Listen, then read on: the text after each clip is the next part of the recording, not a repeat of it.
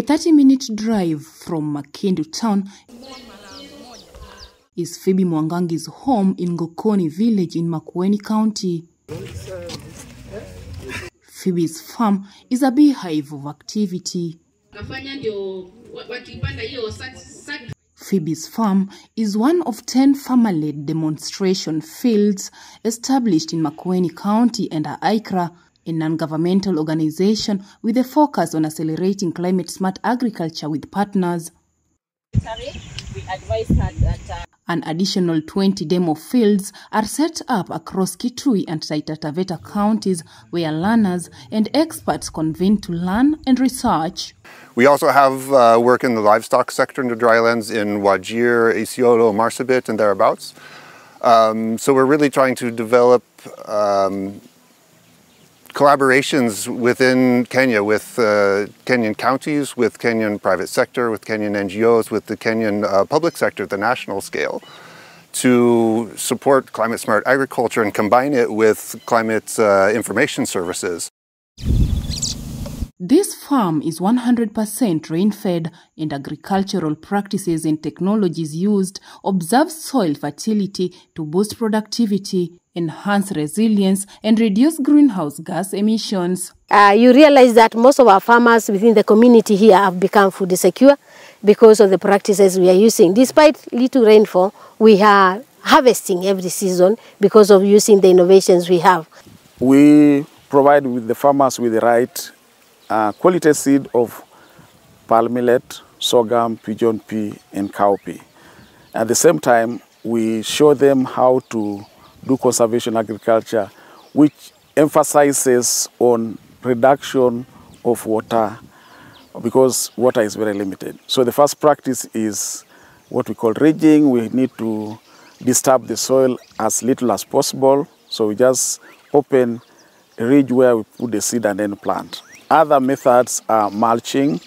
We were able to get funding and we use satellite data and observed data.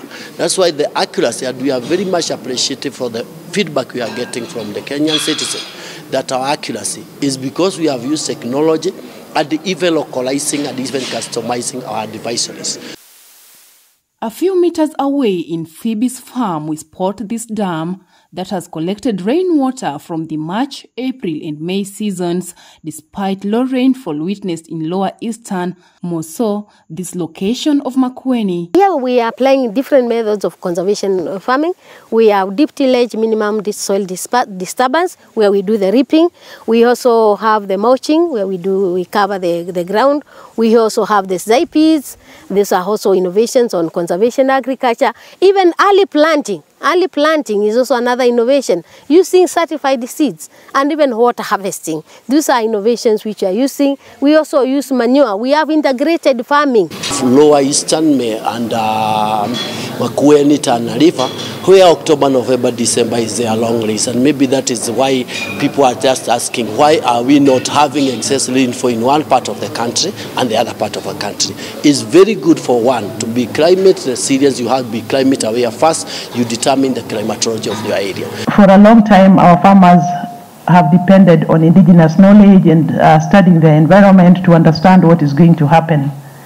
But with the changing climate and changing weather patterns, we are now going to be forced to sharpen our climate information systems because we now have the sole responsibilities of giving that information to the farmers, without which they'll continue losing their crops.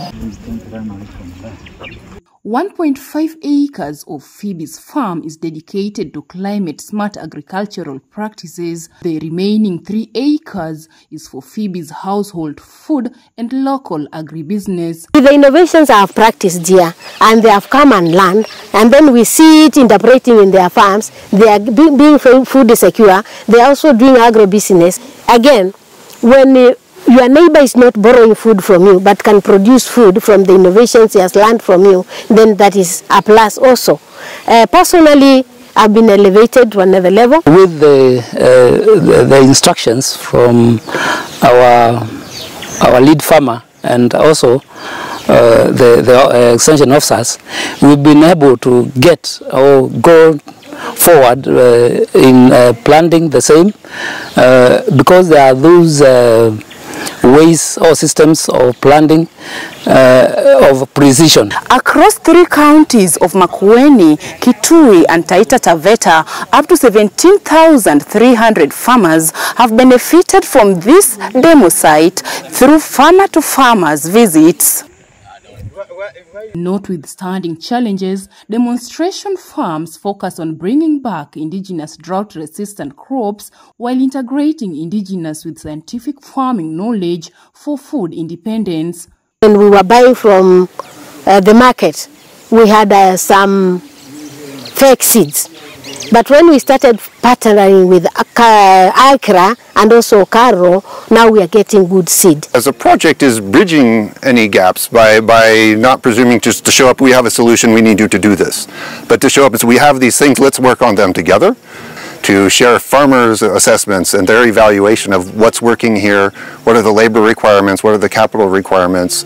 In May 2024, at KICC in Nairobi, Kenya, at the Farmers Public Forum, World Bank announced additional finance phase for the ACRA project to enhance the seed system for drought-tolerant crops farming on priority. The bank signaled their commitment to investing an additional $100 million to continue to scale the impact of the project. The bank is a steadfast ally to the ambitious agenda of countries like Kenya. At the World Bank, we are thrilled to support the ICRA program and its many partners in this very pursuit.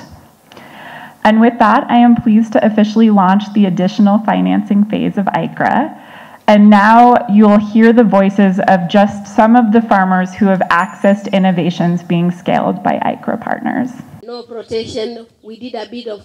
Accelerating impacts of CGR Climate Research for Africa, ACRA, has helped deliver on climate-smart African-centered agriculture. The program is 3 years old in Africa and it has so far reached 7 million farmers.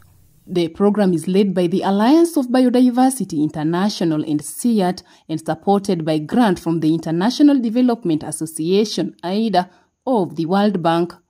Agnes Oloo, Citizen TV.